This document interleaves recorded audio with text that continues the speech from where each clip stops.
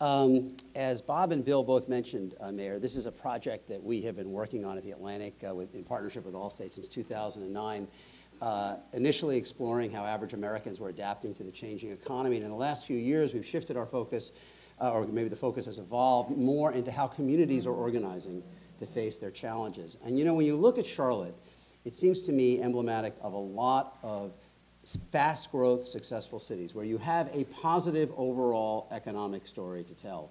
Population growth since 2000 up by about a third. Wage growth since 2000 up by about a third. Unemployment rate here 5% or less. And I was reading some statistics that homes in the metro area were selling at 96% of list price in the first quarter of this year, and fast. But the challenge has been, as in many other fast growth cities, connecting ensuring that that growth connects with all of your families, all of your communities, all of your residents. In your swearing-in speech, you said, "We cannot endure as a city of haves and have-nots." How is the city doing on meeting that test? You've done your homework. Yeah, a little bit. Well, I tell you, it's something that we talk about quite a bit. And when you talk about things in Charlotte, it's not just with the city council.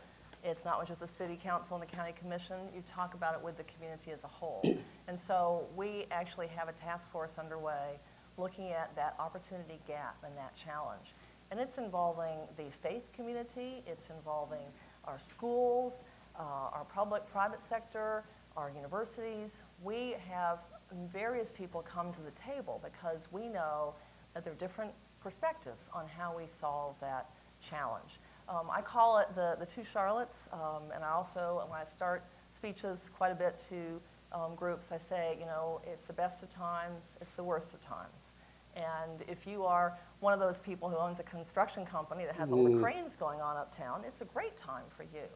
But if you're someone on the west side or the east side of our city, and there is generational poverty in your family, and you don't have access to reliable transportation, you don't have access to a high-quality school, you may not have anybody in your family who can get you that summer internship if you're a youth, then you're facing a lot of challenges. And how, to what extent has the growth that you have seen, and you continue to see, as you say, there are cranes everywhere, to what extent does the growth today reach into those communities? Well, some of the growth does, but not enough. And we know that if you look at, for example, take affordable housing. I was the county commissioner before I was mayor, and I remember several years back, our gap was about 17,000 units. Our gap is now 34,000 units. And so we know that we are not working hard enough to partner with our private sector to try to figure out a way to supply more affordable housing within the city. We have folks who are living in other counties who have to have that long commute in or that long bus ride, and that is part of their challenge in growing out of poverty. You know, you mentioned the task force that we're going to be hearing from some of the members in the panel after you. But as I mentioned, I mean, the challenge of a I'm stealing your thunder. Yeah, no. A challenge of many fast growth cities. Many fast growth cities face the same dilemma of overall very positive economic story, but difficulty getting their own kids, particularly their low-income African American and Hispanic kids, on a track to compete for the jobs they are creating. John Hickenlooper, I interviewed in a session like this a few months ago. They describe it as the Colorado paradox, right? People come there from all over because there's so much opportunity, but they have trouble equipping their own kids to compete for the jobs they are creating. What's unusual about Charlotte is the extent to which you are addressing this overtly. With the task force that you mentioned, you served on you served, I think, on a task force on immigration last year. Yep. And also the school board is engaged in a serious process now about deconcentrating both economic and racial segregation. What do you, as you go through these various efforts, what in your mind are the main things you are learning about what it will in fact take to create more inclusive growth? Well, it's multifaceted. And if you look at so many different factors, this is why the public sector can't do it alone, because there are aspects to it, social capital, for example, where you're talking about communities, you're talking about community leadership, faith leadership, family structure, a lot of things that government can't dictate. But if we work with our private sector, if we work with our faith community and our community leaders, we can start to address some of those challenges. Early childhood is a huge piece of that. As a mom, By the way, I have 2 teenagers, and I want that all-state thing where I can like monitor their driving. I'm definitely in for that. But early childhood is very important. Just exposure for our young people to vocabulary, to museums. You know, we have great museums here. Can they afford to go? Do they have transportation to go? Do they have out-of-school programs that enrich what they're doing while they're in school? And so one of the things that my office is focused on is youth employment and mentoring. And we have an initiative that is trying to strengthen the capacity of our after-school programs. I was going to ask you about that because I thought that would be an interesting case study for your thinking about what, as you try to strengthen that capacity, what's the role of the public sector, what's the role of the private sector, what's the role of the nonprofit sector? How does it all fit together in your mind in that one example? Well, there's so many aspects to that out-of-school time. I mean, our kids are only in school 6 or 7 hours, and they're not getting all the vocabulary they need. They're not getting all the creativity they need. They're not giving the downtime with creative play. And so we work with our arts community. We have an arts and science council that works very hard to get projects not just in our center city where our cultural assets are for the most part, but we also work to get them in the community. We work to empowering neighborhoods to do some art projects, to include children, to do some of those things that are going to speak to the creativity of children who may not find that happening in a traditional classroom. So arts are involved. Our faith community, I mentioned, many of our churches open their doors after school on weekends in the summer, and they have piano teachers and violin teachers. They have dance. They have tutoring. We have some programs that keep kids on track in the summer. I was actually on the board of a group called International House, part of that immigrant integration. And they have programs in several of our schools on the east side. We have many bilingual students that work on that English reading over the summer. Summer is the most dangerous time for our teenagers if they're not doing something productive. It's dangerous, but also for our elementary and middle school students because they forget what they've learned. And if they're in a non-English speaking family, they're not having the opportunity to keep their reading skills up, to keep growing those reading skills, and to keep those language skills going. Let me ask you one more question about education, then talk about some of the other levels of government and how they fit in. Research we've done, looking at, again, big cities across the country, we find an enormous gap in the share of white versus African American versus Hispanic kids who are in schools where most of their classmates qualify as poor or low income. The concentration of economic poverty. Here in Charlotte, 23% of white kids are in schools where a majority of the students qualify as poor or low income, 77% of African American, 80% of Hispanic. Can changes inside the 4 walls of the school overcome that? Or if you have that level of concentrated poverty, are you unlikely to get the results that you want? Well, it has to be both and. And in Charlotte, we have this can-do attitude that we know that odds can be stacked against, but we believe that if you get the right number of organizations and groups together and focus on a problem and put some real collaborative effort, that we can improve it. Statistics are challenging when you have high concentrations of poverty, so what are we doing? We're looking at our housing policy. We're constrained by our state in many ways. Yes. But we'll get to that. But in some of the tools that we have, for instance, for inclusionary housing, trying to get more workforce and subsidized housing in some of our areas of town, we have a challenge. And so really we want to work with the private sector to help that happen. So we know that mixed income, mixed use is a new way that we can be looking at developing neighborhoods. We're looking to rewrite our zoning ordinance, which is one tool that we have for trying to get that mixed use. Our zoning ordinance was written 30 years ago and it needs an update. But it's an opportunity for us to bring our community together. And we want to make sure we're bringing folks with our school system together with our city and our county, which is Health and Human Services, to talk about what is that vision going forward? How do we work incrementally to bring about some of those changes so that we get more of our students in diverse settings? What is your view of the process the school system is going through now, examining the options for trying to break up concentrated poverty? Well, it's a big community conversation. If you're happy with your school, then any sign of change, you're terrified that you're going to have teachers that aren't as qualified or results that aren't as high. We're grading our schools, and I've talked to a lot of parents whose child is, at a school it's graded D, and so, how do you think that makes your student feel? If I'm going to school that has a D grade, am I just going to give up and say I don't have any chances? But do you think there needs to be change to break up the level that we're talking about? I think there needs to be incremental change. Yeah. And I think that we need to look at everything, including that grading and assessment, including how we empower principals to do more with the resources they have. I'm also all about local control when you look at our state, because we're not a one-size-fits-all state, and we're not a one-size-fits-all school district. We have 145,000 students in 160-something schools that are all over a community, and some are in that challenged east-west, some are in the north-south, some are magnet programs that draw students from all across the county. We have one of the best language immersion magnets in the country. In fact, we've had people from around the world come and look at it as a role model.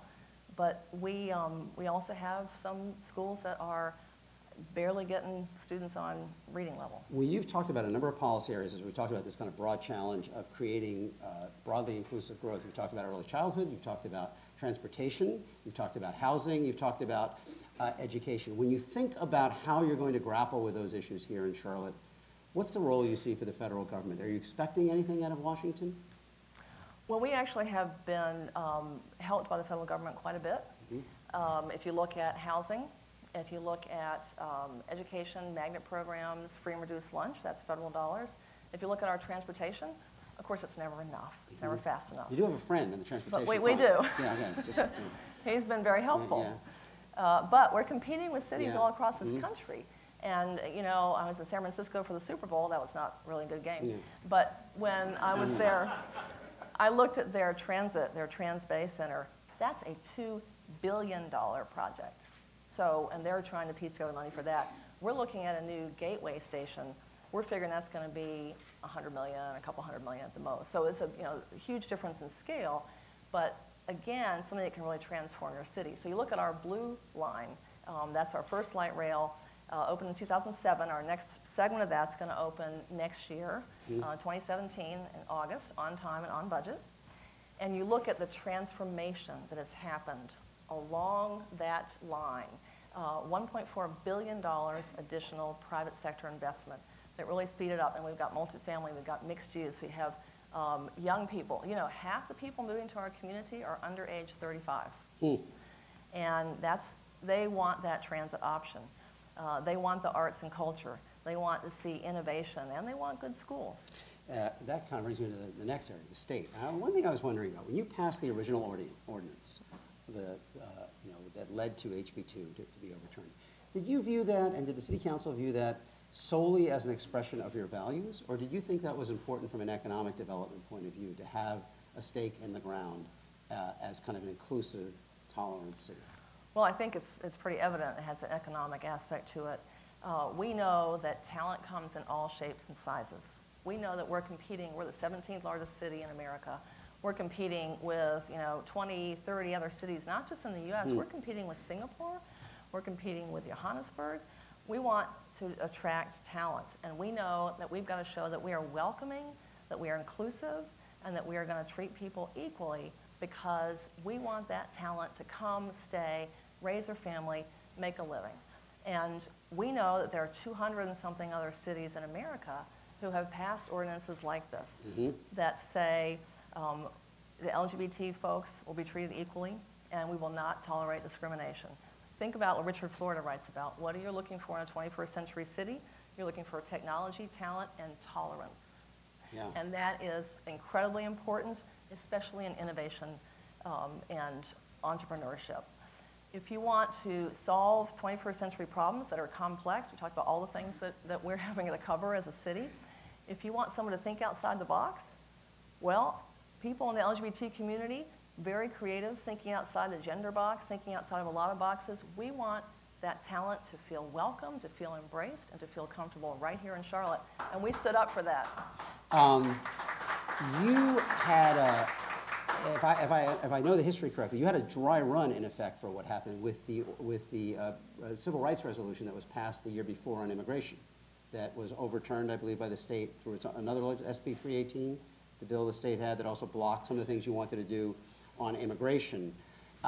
So there's kind of a dynamic here where the city basically says, here are policies that reflect both our values, but also, as you're saying, our view of how we grow economically. And you have the state legislature often reflecting viewpoints from outside of the metro areas, overturning. What is the core conflict here? And is there a way out of this impasse? I mean, because this is not the first time this has happened. Remember, this is Charlotte. There's always a way out of the impasse. Okay, you have to learn that. Okay. So, absolutely, this is not something that just Charlotte is facing. I've talked to mayors, even in Seattle, they have rural areas that often don't understand what they're doing. Phoenix, Atlanta, so many other cities have this challenge. And I think this is a critical issue in America because we have many states that are still controlled largely by rural legislators. And there are different needs. We're not one-size-fits-all country. So if you are in a rural area, you're thinking about things differently. If you are in a densely developed urban center that's dynamic, that change happens every day, you're looking at things differently than if you're in a small town or a rural community where things haven't changed in decades. And so my worry for America is that we have states that are holding our cities back. We have read that cities are the center of innovation. They are laboratories for how we face the 21st century, how we solve the energy crisis, how we work on climate change, how we make sure that people are included, how we work on public safety in an increasingly diverse universe of people who, again, are moving, are transient, are mingling and living close together, and how do we solve all those issues if we have a rural mentality where things are static? We don't have the tools. And this, I think, is a great challenge in America, is how do we convey that it's okay to be different. I love our rural areas. I spend time in the mountains and in small cities and small towns. We have wonderful people in North Carolina. We have great barbecue, too. Yes. But how do we value and appreciate that and show them that we're not competing with them in our cities, that it's not diminishing them, that we are actually providing sales tax for them. Just let Charlotte be Charlotte. Let Charlotte work. Well, this was asymmetrical. Yeah, it was asymmetrical in the sense that your legislation, your ordinance, did not affect anyone outside of Charlotte. Right. And the state response invalidated or blocked Charlotte in that sense. All right, let's bring in the audience for a couple questions, and I have one final one I want to ask the mayor, if we can. Who would like to jump in? Anyone here? We must have told them everything they need to know. No. Anybody? Here in the front, yes.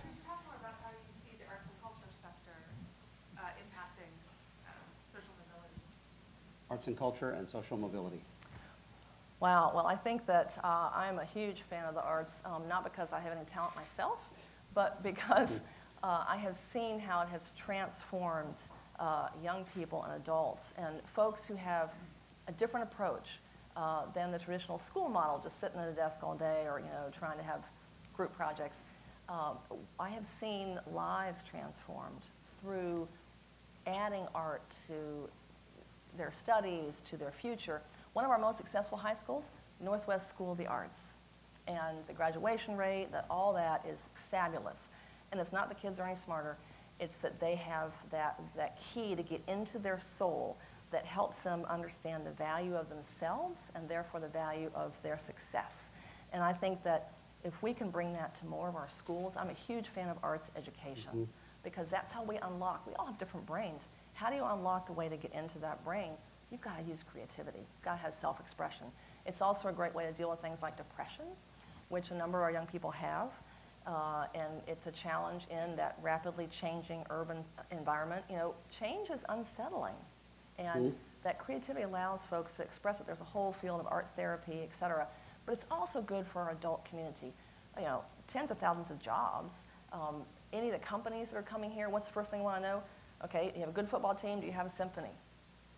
Seriously, you ask realtors, that's what they want to hear because it shows something about what you value in your community, and it shows, again, that you can support that innovation, that creativity that helps everyone learn, that helps give that access to everyone. And so if you have non-traditional learners, they may not do well in a traditional school, but they're going to thrive at a school of the arts. And that's one more way to reach those students who are dropping out and to reach those students who are dealing with depression and, again, think they're never going to make it. Yes. Two quick final questions. Let me ask two quick things. Strength historically of Charlotte has been big companies, big institutions. Is the future more small entrepreneurial, or is it more big centralized of the economy? Both and. Both and? Both and.